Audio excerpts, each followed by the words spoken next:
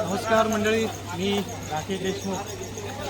हे आंबे वृक्षचालक मालक संघटनेच्या माध्यमातून या ठिकाणी वृक्षारोपण होत आहे.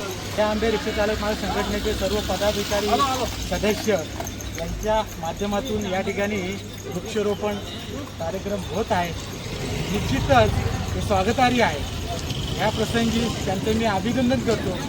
आपल्याला सर्वांना माहिती असेल की आजची जर परिस्थिती बघितली असेल तर तापमानाने पाराने उच्चांक गाठलेला आहे आणि झाडाचं महत्त्व आता सर्वांना समजलेलं आहे. तर पुरुषांनी महापुरुषांनी आपल्याला निसर्गाविषयी पर्यावरणाविषयी आपल्याला आधीच सांगून ठेवलेलं आहे. परंतु आज बघितलं विकासाच्या माध्यमातून जर बघितलं तर निसर्गाची हानी होत आहे, पर्यावरणाची हानी होत आहे, परंतु मानवाला ते अजून समजत नाही. परंतु हे जे सामाजिक संस्था असतील, रिक्षा चालक मालक संघटना असतील, इतर NGO असतील, निसर्गप्रेमी असतील, पर्यावरणप्रेमी असतील, यांच्या माध्यमातून पर्यावरणाची काळजी घेतली जाते, जतन केलं जातं. आणि निश्चितच या प्रसंगी मी यांचं अभिनंदन करतो. वृक्षारोपण होत आहे, बदामाचं झाड आहे.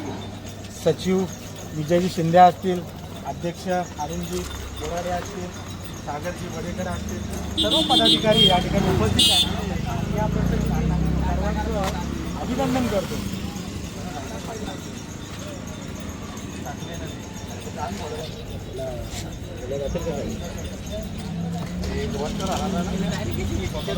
करत असताना झाडाचं संगोपन झालं पाहिजे, वाढला पाहिजे, जेणेकरून आजची जी पर्यावरणाची जी परिस्थिती बघितली अत्यंत भीषण झालेली आहे. उन्हाची दहाकता बघा, चटके बघा, मोठ्या प्रमाणात वाहतुकीमध्ये चटके लागत आहे, अंगाची लाई होत आहे. परंतु आज आपण झाडं लावली पाहिजेत, जगवली पाहिजेत आणि निसर्गाचं पर्यावरणाचं संवर्धन केलं पाहिजे, जेणेकरून आपल्याला जे अपेक्षित वातावरण आहे ते मिळेल.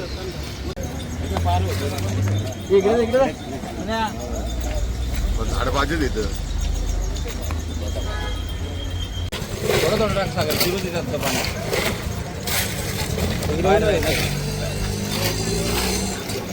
पेरूला पण आला, पेरूला पण पाणी टाक, पाणी टाक.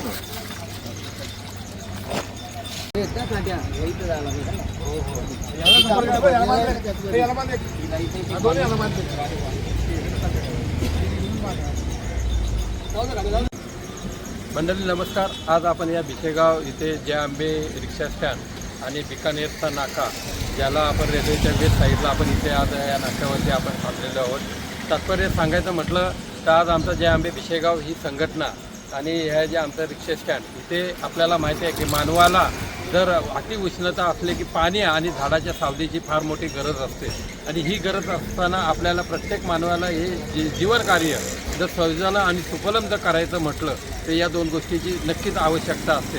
अनेक झाडांची इथे रांग होती, पण ती झाडं अनावादाने या रोडच्या सर्वेमुळे किंवा रोडच्या या परिस्थितीमुळं ही झाडं ही संपुष्टात आणली.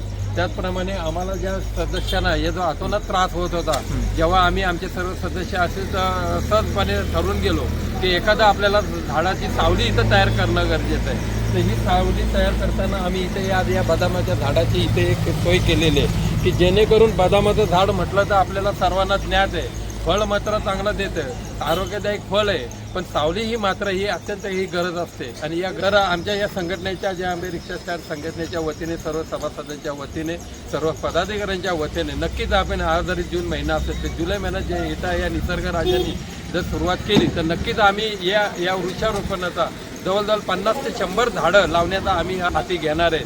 आमच्या संघटनेचे सभासद, त्याचप्रमाणे आमचे सल्लागार राकेशजी देशमुख साहेब, BK राऊत साहेब असतील, अध्यक्ष मनोजजी थोरवे साहेब असतील, यांच्या सर्व सहकार्याने आम्ही नक्कीच हा उपक्रम लाभू हे आम्हाला शाश्वती देतो. धन्यवाद. जय